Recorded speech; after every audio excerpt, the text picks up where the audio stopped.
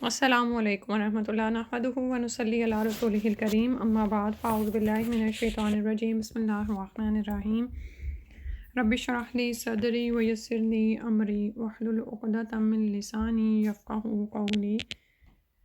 دجال اور علامات قیامت کا بیان میں ہم پڑھ رہے تھے فتنہ دجال اور اس سے بچاؤ کے طریقے، اور اس میں ہم یہاں تک پہنچے تھے کہ دجال مکہ اور مدینہ میں داخل نہیں ہو سکے گا، اور اس سلسلے میں ہم نے 4 روایات پڑھی تھیں۔ 5ویں روایت سے شروع کرتے ہیں۔ ابو سعید خدری رضی اللہ عنہ سے روایت ہے کہ ایک دن رسول اللہ صلی اللہ علیہ وسلم نے ہم سے دجال کے متعلق طویل حدیث بیان کی۔ آپ صلی اللہ علیہ وسلم نے یہ بھی فرمایا کہ دجال آئے گا اور اس کے لیے ناممکن ہوگا کہ مدینہ کی گھاٹیوں میں داخل ہو، چنانچہ وہ مدینہ منورہ کے قریب کسی چھوڑ زمین پر قیام کرے گا۔ ٹھیک ہے، یعنی اس روایت سے بھی پتہ چلتا ہے کہ دجال مکہ مدینہ میں داخل نہیں ہو سکے گا، اور یہاں پر پتہ چل رہا ہے کہ مدینہ میں داخل نہیں ہو سکے گا۔ ایک اور روایت میں ہے کہ یجیء الدجال فیصعد احدا فینظر الی المدینہ فیقول لاصحابہ هل تدرون هذا القصر الابیض هذا مسجد احمد ثم یأتی المدینہ فیجد علی کل نقب من انقابها ملکا مسلطا سیفہ۔ دجال نکلے گا اور احد پہاڑ پر چڑھ کر مدینہ کی طرف دیکھے گا تو اپنے ساتھیوں سے پوچھے گا کہ کیا تم یہ سفید محل دیکھ رہے ہو؟ یہ احمد یعنی محمد صلی اللہ علیہ وسلم کی مسجد ہے۔ پھر وہ مدینہ کی طرف آئے گا تو ہر راستے پر تلوار سونتے ہوئے فرشتے کو پائے گا۔ یعنی اس سے پتہ چلتا ہے کہ اللہ سبحانہ و تعالیٰ خاص طور پر اپنے اس شہر کی حفاظت فرمائیں گے، اور یہ فرشتوں کے ذریعے سے ہوگا۔ پھر اس کے بعد ہے دجال کی شرانگیزیاں اور فتنہ پردازیاں۔ اپنے مومن بندوں کی آزمائش کرنا اور ان کا امتحان لینا ہمیشہ سے اللہ کا اصول رہا ہے۔ فتنہ دجال بھی انہی آزمائشوں میں سے ایک ہے، اور اگر اس فتنے کو کائنات کا سب سے بڑا فتنہ کہا جائے تو یقیناً یہ بھی بھیجا نہیں، کیونکہ دجال کو اللہ تعالیٰ نے ایسی قوت اور طاقت عطا کی ہوگی جس کے ذریعے وہ ٹھنڈی ہوائیں چلائے گا، بارش برسائے گا، لوگوں کے لیے زمین سے پیداوار اور ہر قسم کا غلہ اگائے گا۔ غرض یہ کہ لوگوں کو گمراہ کرنے کے لیے کوئی کسر باقی نہ چھوڑے گا، اور اپنے تابع فرمان لوگوں کو خوشحالی کا سارا سامان مہیا کرے گا۔ لیکن جو لوگ اسے جھٹلائیں گے اور اس کی خدائی کا انکار کریں گے، وہ انہیں قحط سالی سے دوچار کر دے گا، ان کی فصلیں برباد کر دے گا، اور انہیں اپنے ایک ہاتھ میں موجود آگ میں پھینک دے گا جو حقیقت میں جنت ہوگی۔ اب یہاں پر رک کر آپ یہ دیکھیں کہ دجال کو اتنی زیادہ قوت اور طاقت عطا کی جائے گی، اور وہ یعنی کہ زمین والوں کے لیے ایک بہت بڑا فتنہ ہوگا۔ اور جیسے کہ پہلے ہم پڑھ رہے ہیں کہ دجال اتنا بڑا فتنہ ہے کہ اس سے ہر نبی نے ڈرایا ہے، اور رسول اللہ صلی اللہ علیہ وسلم نے بھی اس سے ہمیں خبردار کیا اور اس سے ڈرایا، اور اس کے بارے میں مکمل طور پر تفصیلات فراہم کی کہ اس کو پہچان لے انسان اور اس سے بچ جائے۔ اور اس کو فتنہ کہا گیا، یعنی سوال یہ پیدا ہوتا ہے کہ اللہ سبحانہ و تعالیٰ نے اس کو اتنا زیادہ قوت اور طاقت کیوں عطا فرمائیں گے؟ تو جیسے ہم جانتے ہیں کہ دنیا ہمارے لیے ایک امتحان کی جگہ ہے، اور یہاں پر ہمیں مختلف امتحانوں سے گزارا جا رہا ہے، تو دجال بہت بڑا امتحان ہوگا۔ تو فتنہ ایکچولی دراصل اس شر کو بھی کہا جاتا ہے نا، جو انسان جو اسے یعنی کہ انسان اس شر میں کیوں جا پڑتا ہے، کیونکہ اس کو اس شر کی سمجھ نہیں آتی۔ ٹھیک ہے، یعنی اس آزمائش کے اندر شر چھپا ہوا ہوتا ہے، لیکن انسان اس کے شر میں جا پڑتا ہے۔ اور آپ یہ دیکھیں کہ آج بھی بعض اوقات کیا ہوتا ہے کہ بہت سی ایسی نئی نئی سائنسی ایجادات ہیں جن کو ہم اپنے فائدے کا سمجھ کر گھر میں لے آتے ہیں، لیکن ان سے جو شر پہنچ رہا ہوتا ہے اس سے ہم غافل ہو جاتے ہیں۔ ٹھیک ہے، اور اسی طرح اور بھی بے شمار ایسی چیزیں ہیں کہ بعض اوقات کوئی چیز ہمیں بہت بہترین نظر آ رہی ہوتی ہے اور ہو سکتا ہے اس میں ہمارے لیے فائدے ہوں، لیکن ہر مخلوق ہر چیز کے ساتھ کوئی نہ کوئی شر تو لگا ہوا ہے۔ ٹھیک ہے، تو پھر اللہ نہ کرے جب ہم کسی فتنے میں پھنستے ہیں تو اس چیز کے یا اس انسان کے شر سے غافل ہو جاتے ہیں اور اس میں ٹریپ ہو جاتے ہیں۔ ٹھیک ہے، تو یعنی اس میں اب یہ تو بہت بڑا فتنہ نا جو دجال ظاہر ہوگا، اس سے پہلے ہی ہمیں اصل میں کام اپنے ایمان پر کرنا ہے۔ ٹھیک ہے، کہ ہم باشعور رہیں۔ ایک مومن جو ہوتا ہے نا وہ باشعور ہوتا ہے، وہ ہر چیز کے اچھے اور برے پہلو کو سامنے رکھ کر اپنے لیے فیصلہ کرتا ہے، اور یعنی کہ شرور سے بچنے کی کوشش کرتا ہے، اور چیزوں کے خیر کو حاصل کر لیتا ہے، اور اس میں صرف ہماری کوشش ہی کارگر نہیں ہوتی، بلکہ اس میں اللہ تعالیٰ سے دعائیں بھی بہت زیادہ کرنی پڑتی ہیں کہ اللہ تعالیٰ ہمیں جو بھی مخلوق اللہ نے پیدا کی ہے اس کے شر سے اللہ تعالیٰ ہمیں محفوظ فرمائیں۔ یہ جو صبح و شام ہم حفاظت کے اذکار پڑھتے ہیں، اور اس میں آپ یہ دیکھیں کہ ہمارے معوذتین شامل ہیں، تو اس میں بھی آپ یہ دیکھیں کہ شر سے ہی پناہ مانگی جاتی ہے اور اللہ سبحانہ تعالیٰ کی پناہ میں آیا جاتا ہے، ٹھیک ہے۔ اللہ سبحانہ تعالیٰ ہمیں فتنوں کو پہچاننے والا اور ان کے شر سے بچنے والا بنا دے، آمین یا رب العالمین۔ اور اس میں یعنی کہ ابھی ایک ایک کر کے گنوانے کی ضرورت نہیں ہے، بہت ساری ایسی چیزیں ہیں جن کو ہم اپنی اپنی زندگی میں دیکھ سکتے ہیں کہ وہ کون سی ایسی چیزیں ہیں جو میرے لیے شر بن جاتی ہیں اور مجھے پتہ بھی نہیں چلتا، ٹھیک ہے۔ کبھی کبھار کوئی انسان جس سے ہم فائدے کے حصول کے لیے آگے بڑھتے ہیں لیکن اس کے شر میں مبتلا ہو جاتے ہیں۔ بعض اوقات کوئی ایسی ڈیوائسز ہیں، جیسے اب ڈیوائسز میں بھی بہت زیادہ خیر بھی موجود ہے، لیکن ہم ان خیر سے مستفید ہونے کی بجائے اس کے شر میں پھنس جاتے ہیں، ٹھیک ہے۔ تو اسی طرح سے اب یہ دیکھیں کہ یہ دجال کی شرنگیزیاں اور فتنہ پردازیاں کیا ہیں کہ اپنے ماننے والوں کو تو وہ خوب عطا کرے گا اور نہ ماننے والوں کو قحط سالی سے دوچار کر دے گا، ٹھیک ہے۔ دنیا میں بھی کیا ہوتا ہے کہ دنیا کی محبت میں معمولی چیزوں کے پیچھے ہم اپنے آخرت کے فائدے کو جانے دیتے ہیں۔ بعض اوقات ہمیں پتہ ہوتا ہے کہ یہ معمولی سا فائدہ ہے، میں نے لے کے کیا کرنا ہے، لیکن بعض اوقات اللہ تعالیٰ رحم فرمائے ہم پر کہ ہم اتنے اندھے ہو جاتے ہیں ایسی معمولی سی چیزوں کے حصول کے لیے کہ اپنی زندگی میں غلط فیصلے کر بیٹھتے ہیں، ٹھیک ہے۔ تو اب یہ بھی دیکھیں، اب اتنا بڑا امتحان ہوگا کہ رزق کی کمی سے دوچار کرے گا، اور جو اس کو ماننے سے انکار کرے گا اس کو تو وہ آگ میں پھینکے گا، لیکن یاد رکھو کہ اس کی آگ در حقیقت جنت ہوگی۔ اسی لیے تو نبی کریم صلی اللہ علیہ وسلم نے فرمایا کہ جو بھی دجال کے فتنے میں مبتلا ہو اس کی آگ کو ہی ترجیح دے۔ یہاں یہ بھی یاد رہے کہ دجال اپنی قوت اور طاقت کے ذریعے جو کچھ بھی کرے گا وہ سب اللہ کے اذن سے ہی ہوگا، اور اگر اللہ تعالیٰ کی اجازت نہ ہو تو وہ کچھ بھی نہیں کر سکے گا۔ حضرت مغیرہ بن شعبہ رضی اللہ عنہ سے روایت ہے کہ دجال کے بارے میں نبی کریم صلی اللہ علیہ وسلم سے جتنا میں نے پوچھا اتنا کسی نے نہیں پوچھا، اور آپ صلی اللہ علیہ وسلم نے مجھ سے فرمایا تھا کہ اس سے تمہیں کیا نقصان پہنچے گا۔ قلت لأنهم يقولون ان معه جبل خبز ونہر معین قال اهون علی اللہ من ذلک۔ میں نے عرض کیا کہ لوگ کہتے ہیں کہ اس کے ساتھ روٹی کا پہاڑ اور پانی کی نہر ہوگی۔ آپ صلی اللہ علیہ وسلم نے فرمایا وہ اللہ پر اس سے بھی زیادہ آسان ہے، یعنی اللہ کے نزدیک ایسے خرق عدد کام کی کوئی حیثیت نہیں، ٹھیک ہے۔ یعنی اللہ سبحانہ تعالیٰ کے پاس تو بے شمار قدرت اور قوت ہے، اور وہ لوگوں کی آزمائش کے لیے دجال کو اس میں سے کچھ قدرت اور طاقت عطا فرما بھی سکتا ہے، ٹھیک ہے۔ ابو سعید خدری رضی اللہ عنہ سے مروی ایک روایت میں ہے کہ رسول اللہ صلی اللہ علیہ وسلم نے فرمایا یأتی الدجال وهو محرم علیہ ان يدخل نقاب المدینہ فینزل بعض الصباخلة تلی المدینہ فیرید، اور اس میں سے کچھ انہوں نے چھوڑ دی ہے، ترجمے میں وہ آئے گی فیرید الدجال ان یقتلہ فلا یسلط علیہ۔ دجال آئے گا اور اس کے لیے ناممکن ہوگا کہ مدینہ کی گھاٹیوں میں داخل ہو، چنانچہ وہ مدینہ منورہ کے قریب کسی شور زمین پر قیام کرے گا، پھر اس دن اس کے پاس ایک مرد مومن جائے گا اور وہ افضل ترین لوگوں میں سے ہوگا، اور اس سے کہے گا کہ میں گواہی دیتا ہوں اس بات کی جو رسول اللہ صلی اللہ علیہ وسلم نے ہم سے بیان فرمایا تھا۔ اس پر دجال کہے گا تمہارا کیا خیال ہے اگر میں اسے قتل کر دوں اور پھر زندہ کروں تو کیا تمہیں میرے معاملہ میں شک و شبہ باقی رہے گا؟ اس کے پاس والے لوگ کہیں گے نہیں، چنانچہ وہ اس شخص کو قتل کر دے گا اور پھر اسے زندہ کرے گا۔ اب وہ شخص کہے گا کہ واللہ آج سے زیادہ مجھے تیرے معاملے میں پہلی اتنی بصیرت حاصل نہ تھی۔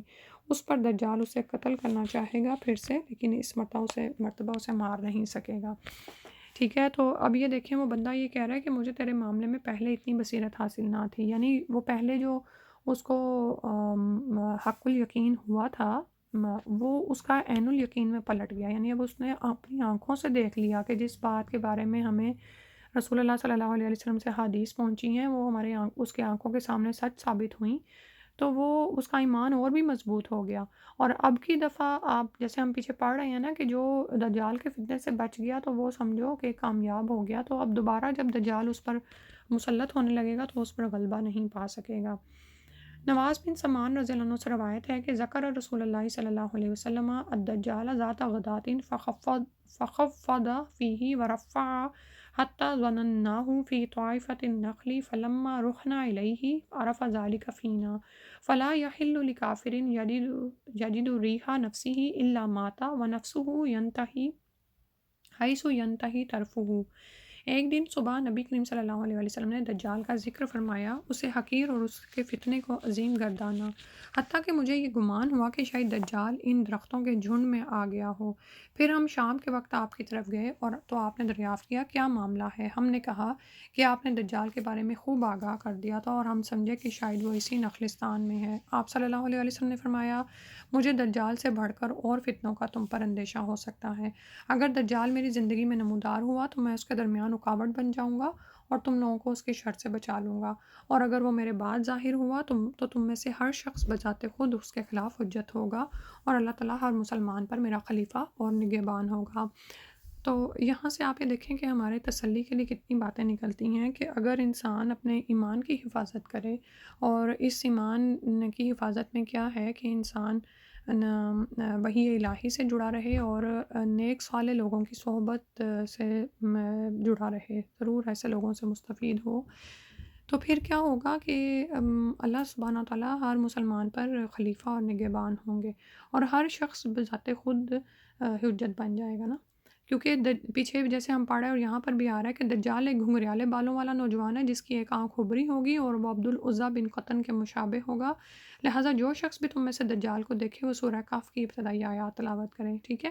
تو مومن جیسے ہم پڑھ رہے ہیں، جب انسان اپنی روزمرہ زندگی کے معاملات میں اپنے ایمان کی حفاظت کرے اور ہر ممکن حد تک خود کو اللہ سے جوڑنے کی کوشش کرے اور اپنے اعمال کو سنت رسول صلی اللہ علیہ وسلم کے مطابق کر لے، تو آپ یہ دیکھیں کہ ایمان والا دجال کو پہچان جائے گا۔ پیچھے ہم یہی پڑھا ہے نا کہ اس کے ماتھے پر جو کافر لکھا ہوا ہوگا وہ ہر مسلمان پڑھ سکے گا، اور جب دجال کو دیکھو تو سورہ کہف کی ابتدائی آیات تلاوت کر دو۔ دجال کا خروج شام اور عراق کے درمیان ریگستانی راستے سے ہوگا اور وہ دائیں بائیں فتنہ فساد مچائے گا۔ اے اللہ کے بندو، ثابت قدم رہنا۔ صحابہ نے دریافت کیا کہ دجال کتنی مدت زمین پر قیام کرے گا؟ آپ صلی اللہ علیہ وسلم نے فرمایا 40 دن، جس میں سے ایک دن سال کے برابر، ایک دن ماہ کے برابر،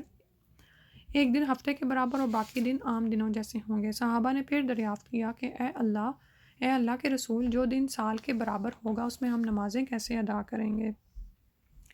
کیا ایک ہی دن کی نمازیں ہمیں کفایت کر جائیں گی؟ آپ صلی اللہ علیہ وسلم نے فرمایا نہیں، بلکہ تم اس کا اندازہ کر لینا۔ اب یہ دیکھیں کہ صحابہ کرام اپنی نمازوں کے لیے کتنے فکر مند رہتے تھے کہ اتنے بڑے فتنے کا ذکر ہو رہا ہے لیکن وہ اپنی نمازوں سے غافل نہیں ہیں، کیونکہ وہ جانتے ہیں کہ نماز ہی تو ایمان کی نشانی ہے، یہی تو انسان کا تعلق اللہ سے قائم رکھنے والی ہے، جوڑنے والی ہے۔ تو ہم اپنی اپنی جگہ پر دیکھیں کہ جب ہم ایسی کتابوں کی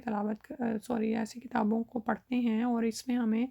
اب عظیم فتنہ دجال کے بارے میں پتہ چلتا ہے، تو کیا ہم بھی اللہ کی طرف رغبت کرنے کی کوشش کرتے ہیں؟ کیونکہ اللہ ہی بچانے والا ہے، ہمارا اللہ پر ایمان ہونا چاہیے کہ جو بھی مصیبت دنیا میں آئے، جو بھی آزمائش آئے، اللہ تعالیٰ ہی اس سے انسان کو خیر و عافیت میں رکھنے والے ہیں۔ تو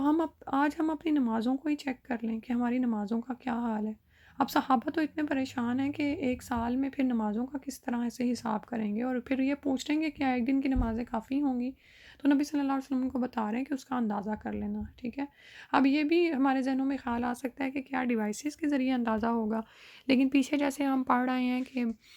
ایسا بھی ممکن ہے کہ یہ جدید ہتھیار اور یہ سب آلات رہیں ہی نہ، کیونکہ جیسے جنگیں ہوں گی تو میں بھی یہ سب کچھ ہی باقی نہ رہے اور ڈیوائسز بھی نہ ہوں، تو پھر وہی جو فطرت کے طریقے ہیں جن کے ذریعے وقت کا اندازہ کیا جاتا ہے، جیسے ایک گھڑی گزرنا، یعنی جیسے وہ ایسے ہوتی ہے جیسے 7-8 گھنٹے گزر گئے، ٹھیک ہے؟ اور یہی تقریباً شاید صبح سے لے کر فجر سے لے کر ظہر تک کے وقفے کا وہ نماز کا وقفہ ہے، پھر عصر کا تھوڑے بعد ہے، پھر بعد میں مغرب اور پھر عشاء ہے، ٹھیک ہے؟ صحابہ نے عرض کیا ہے اللہ کے رسول، اس کا چلنا پھرنا کیسا ہوگا؟ آپ صلی اللہ علیہ وسلم نے فرمایا اس بارش کی مانند جسے پیچھے سے ہوا دھکیلتی ہے۔ پھر وہ ایک قوم کے پاس جا کر انہیں کفر کی دعوت دے گا اور وہ لوگ اس دعوت کو قبول کر لیں گے۔ وہ آسمان کو حکم دے گا اور آسمان بارش برسائے گا، پھر وہ زمین کو حکم دے گا تو زمین اناج اگائے گی جس پر ان کے جانور چریں گے، جن کے کوہان پہلے سے اونچے، تھن پہلے سے کشادہ اور کوکھیں خوب پھولی ہوں گی، ٹھیک ہے؟ یعنی وہ خوب کھائیں پیئیں گے، موٹے بھر جائیں گے۔ موٹے ہو جائیں گے، بھر جائیں گے۔ پھر دجال ایک قوم کے پاس آ کر اسے کفر کی دعوت دے گا، مگر وہ انکار کر دیں گے تو دجال ان سے واپس چلا جائے گا اور وہ لوگ قحط اور خشک سالی کا شکار ہو جائیں گے، حتیٰ کہ ان کے پاس کچھ مال و دولت باقی نہ رہے گا۔ دجال بنجر اور ویران زمین پر نکلے گا اور اسے حکم دے گا، اے زمین اپنے خزانے نکال دے۔ اس پر زمین کے خزانے اس کے پاس اس طرح جمع ہو جائیں گے جیسا کہ شہد کی مکھیوں کی ملکہ کے پاس جمع ہوتی ہیں۔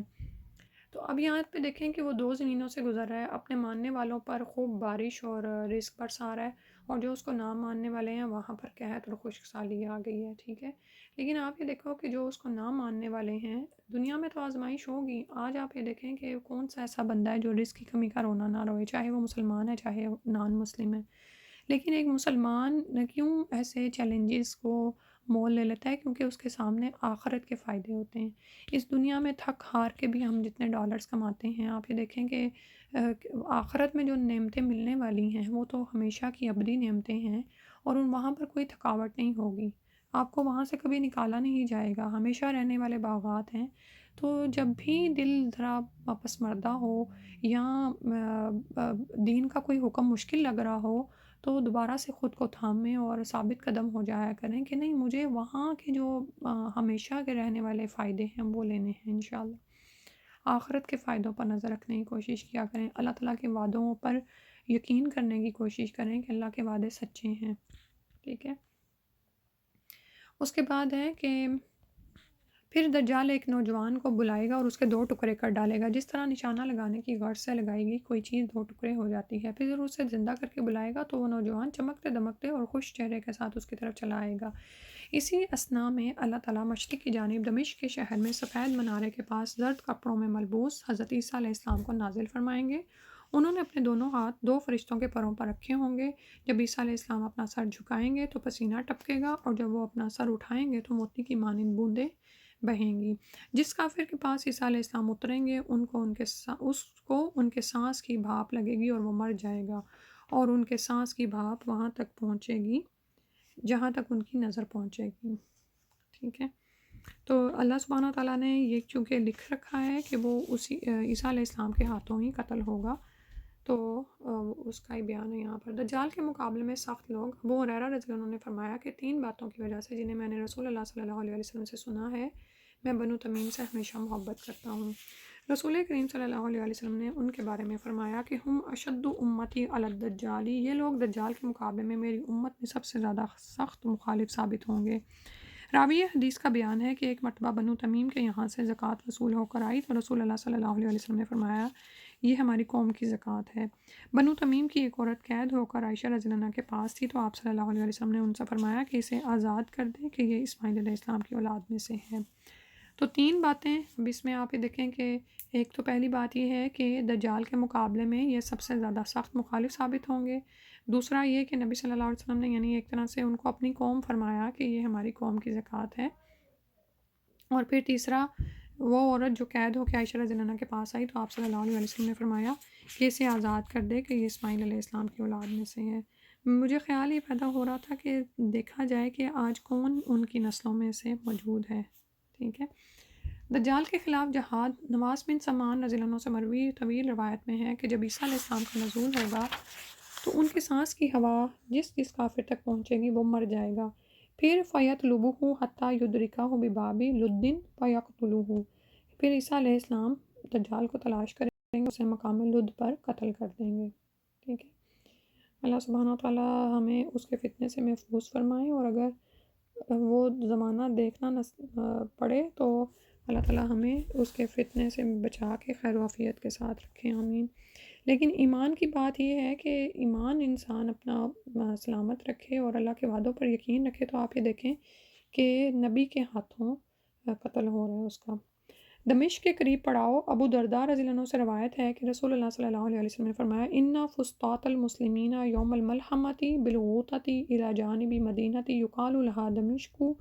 من خیر مدائن الشام، دجال سے جنگ کے دوران مسلمانوں کا پڑاؤ دمشق شہر کی ایک جانب مقام غوطہ میں ہوگا، اور یہ شہر شام کے شہروں میں سے بہترین شہر ہے۔ دجالی لشکر کی ہلاکت، ابن مسعود رضی اللہ عنہ سے مروی طویل روایت میں ہے کہ مسلمان رومیوں سے جنگ کریں گے اور فتح حاصل کر لیں گے، پھر مال غنیمت تقسیم کر رہے ہوں گے کہ ایک زور سے چیخنے والا آئے گا اور کہے گا کہ ان کے اہل و عیال میں دجال ظاہر ہو چکا ہے، تو وہ لوگ جو کچھ ان کے ہاتھوں میں ہوگا پھینک کر اس کی طرف متوجہ ہوں گے اور 10 سواروں کو اطلاع حاصل کرنے کے لیے بھیجیں گے۔ دوسری روایت ہے، نافع بن عتبہ رضی اللہ عنہ سے روایت ہے کہ رسول اللہ صلی اللہ علیہ وسلم نے فرمایا، تم جزیرہ عرب والوں سے لڑو گے اور اللہ تمہیں اس کا فاتح بنا دے گا، پھر تم فارس یعنی ایران والوں سے لڑو گے اور اللہ تمہیں اس کا فاتح بنا دے گا، پھر تم روم سے لڑو گے اور اللہ تمہیں اس کا فاتح بنا دے گا، ثم تغزون الدجال فیفتحہ اللہ، پھر تم دجال سے لڑو گے اور اللہ تمہیں اس پر بھی فتح دے گا۔ سبحان اللہ۔ نافع رضی اللہ عنہ نے کہا، اے جابر، ہمارے علم کے مطابق دجال اس وقت تک نہیں نکلے گا جب تک روم فتح نہ ہو جائے، ٹھیک ہے، کیونکہ اس روایت کی روشنی میں انہوں نے یہ کہا۔ ابن عمر رضی اللہ عنہ سے مروی روایت میں ہے کہ ثم یسلط اللہ المسلمین علیہ فیقتلونہ ویقتلون شیعتہ، پھر اللہ تعالیٰ مسلمانوں کو دجال پر مسلط کر دیں گے اور مسلمان دجال اور اس کے لشکر کو قتل کریں گے، حتیٰ کہ اگر کوئی یہودی درخت یا پتھر کی اوٹ میں چھپے گا تو وہ پکار کر مسلمان سے کہیں گے کہ یہ یہودی میرے پیچھے ہے، اسے قتل کر ڈالو۔ درخت اور پتھر دجالی لشکر کی نشاندہی کریں گے۔ ابو ہریرہ رضی اللہ عنہ سے روایت ہے کہ رسول اللہ صلی اللہ علیہ وسلم نے فرمایا، لا تقوم الساعة حتى يقاتل المسلمون اليهود ويقتلهم المسلمون حتى يختبئ اليهودي من وراء الحجر أو الشجر فيقول الحجر أو الشجر يا مسلم يا عبد الله هذا يهودي خلفي فتعال فاقتله إلا الغرقد فإنه من شجر اليهود۔ قیامت قائم نہیں ہوگی حتیٰ کہ مسلمان یہودیوں سے قتال کریں گے اور انہیں قتل کریں گے، حتیٰ کہ اگر کوئی یہودی پتھر یا درخت کے پیچھے چھپنے کی کوشش کرے گا تو وہ بھی پکار کر کہیں گے، اے مسلمان، اے اللہ کے بندے، یہ میرے پیچھے یہودی ہے، آؤ اسے قتل کر دو، سوائے غرقد کے درخت کے وہ نہیں بتائے گا کیونکہ وہ یہودیوں کا درخت ہے۔ اور واضح رہے کہ غرقد ایک کانٹے دار درخت کا نام ہے، یہودی اس درخت کی بہت تعظیم کرتے ہیں، یہی وجہ ہے کہ آج اسرائیل میں کثیر تعداد میں اس درخت کی کاشت کی جا رہی ہے۔ مدینہ منورہ کے تاریخی قبرستان کا نام بقیع الغرقد بھی اسی وجہ سے ہے کہ اس مقام پر بہت زیادہ غرقد کے درخت تھے، پھر اسی باعث عہد نبوی میں اس قبرستان کو بقیع الغرقد کہا جانے لگا۔ عیسیٰ علیہ السلام خود دجال کو قتل کریں گے۔ ابو ہریرہ رضی اللہ عنہ سے روایت ہے کہ رسول اللہ صلی اللہ علیہ وسلم نے فرمایا، فَيَنزِلُ عِيسَى ابْنُ مَرْيَمَ فَأَمَّهُمْ فَإِذَا رَآهُ عَدُوُّ اللَّهِ ذَابَ كَمَا يَذُوبُ الْمِلْحُ فِي الْمَاءِ فَلَوْ تَرَكَهُ لَانذَابَ حَتَّى يَهْلِكَ وَلَكِنْ يَقْتُلُهُ اللَّهُ بِيَدِهِ فَيُرِيهِمْ دَمَهُ فِي حَرْبَتِهِ۔ عیسیٰ علیہ السلام نازل ہوں گے اور مسلمانوں کو نماز پڑھائیں گے، پھر جب اللہ کا دشمن دجال انہیں دیکھے گا تو یوں گھلنے لگے گا جیسے پانی میں نمک گھلتا ہے، اگر وہ اسے ویسے ہی چھوڑ دیں تو وہ گھلتا ہوا خود ہی ہلاک ہو جائے گا، لیکن اللہ تعالیٰ اسے عیسیٰ علیہ السلام کے ہاتھ سے قتل کرائیں گے، پھر وہ ان کو یعنی مسلمانوں کو اس کا خون اپنے بچے میں دکھائیں گے۔ آج یہیں تک پڑھتے ہیں، اسی کے بارے میں اگلی روایت سے انشاءاللہ شروع کریں گے۔ اللہ سبحانہ وتعالیٰ ہم پر اپنا خاص فضل فرما دے۔ اللہم انا نسألک من رحمتک وفضلک فإنہ لا یملکها الا انت، آمین۔ سبحانک اللہم وبحمدک اشہد ان لا الہ الا انت استغفرک واتوب الیک۔ السلام علیکم ورحمۃ اللہ۔